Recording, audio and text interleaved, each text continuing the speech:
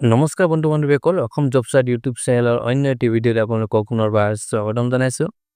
বন্ধু-বান্ধৱীসকল অসম সৰ্বশিক্ষা অভিযান মিছন ডিমা হাছাওৰ অধীনত কস্তুৰবা গান্ধী বালিকা বিদ্যালয়ত 19টা পদ মুকলি হৈছে।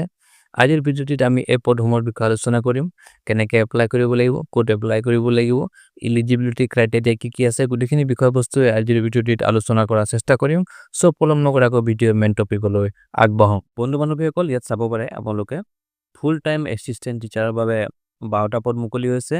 ইয়াৰে ইকনমিক্সৰ বাবে 2টা আছে, সায়েন্সৰ বাবে 2টা, মেথমেটিক্সৰ বাবে 1টা, এডুকেশ্যনৰ বাবে 1টা, হিষ্টৰীৰ বাবে 1টা, ছচিয়লজিৰ বাবে 3টা, জিঅ'গ্ৰাফিৰ বাবে 1টা আৰু শেষত ছচিয়েল সায়েন্সৰ বাবে 1টা পদ, টোটেল 12টা পদ আছে। তাৰপিছত কোৱালিফিকেশ্যন বিচাৰিছে ইয়াৰ বাবে মাষ্টাৰ ডিগ্ৰী কৰা হ'ব লাগিব আৰ্টছত, লগতে বিএড থাকিব লাগিব আৰু হায়াৰ ছেকেণ্ডাৰী টেট কোৱালিফাই কৰা হ'ব লাগিব আৰু প্ৰেফাৰেন্স দিয়া হ'ব যিসকলৰ আপাৰ প্ৰাইমেৰী, হাই স্কুল বা হায়াৰ ছেকেণ্ডাৰী লেভেলত পাঠদান কৰাৰ অভিজ্ঞতা আছে। তাৰপিছত এজ দিয়া আছে আপোনালোকৰ বিলো 45 ইয়াৰ্ছ হ'ব লাগিব। তেনেকে পাৰ্ট টাইম এছিষ্টেণ্ট টিচাৰৰ বাবে পদ মুকলি হৈছে। ইবিএছৰ বাবে আছে 1টা, লজিক এণ্ড ফিলচফিৰ বাবে 2টা, হিষ্টৰীৰ বাবে 1টা, টোটেল 4টা পদ মুকলি হৈছে।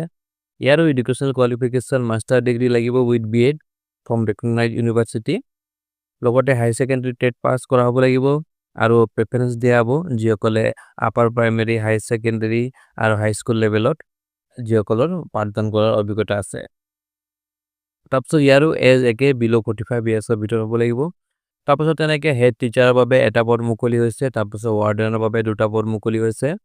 ইয়াৰ এডুকেশ্যন কোৱালিফিকেশ্যন মাষ্টাৰ ডিগ্ৰী কৰা হ'ব লাগিব ইংলিছত উইথ বিএড লাগে আৰু লগতে হায়াৰ ছেকেণ্ডাৰী টেট কোৱালিফাই কৰা হ'ব লাগিব আৰু যিসকলৰ এক্সপিৰিয়েঞ্চ আছে আপাৰ প্ৰাইমেৰী, হাই স্কুল আৰু হাই ছেকেণ্ডাৰী লেভেলৰ পাঠদান কৰা তেখেতসকলক ৰেফাৰেন্স দিয়া হ'ব বুলি ইয়াত কোৱা হৈছে।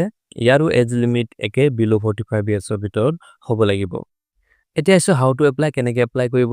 এপ্লাই কৰিবলৈ হ'লে আপোনালোকে ষ্টেণ্ডাৰ্ড ফৰ্মত এপ্লাই কৰিব লাগিব।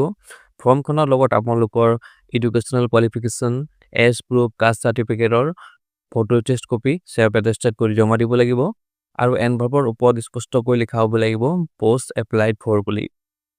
আৰু ফৰ্মখন আপোনালোকে SSA ডিমা হাছাওৰ DMC অফিচত জমা দিব লাগিব। মন কৰিব এপ্লিকেশ্যন ফৰ্মখনত মোবাইল নম্বৰ মেনশ্যন কৰাটো বাধ্যতামূলক। তাৰপিছত শ্বৰ্টলিষ্টেড কেণ্ডিডেটসকলৰ তালিকা আৰু ইণ্টাৰভিউ ডেট 4 আগষ্টৰ দিনা district mission office SSA Dima হাছাওৰ নটিচ বোৰ্ডত প্ৰকাশ কৰা হ'ব বুলি কোৱা হৈছে। বন্ধু-বান্ধৱীসকল এই পোষ্টসমূহ 11 মাহৰ কণ্টেক্সুৱেল পোষ্ট হয়।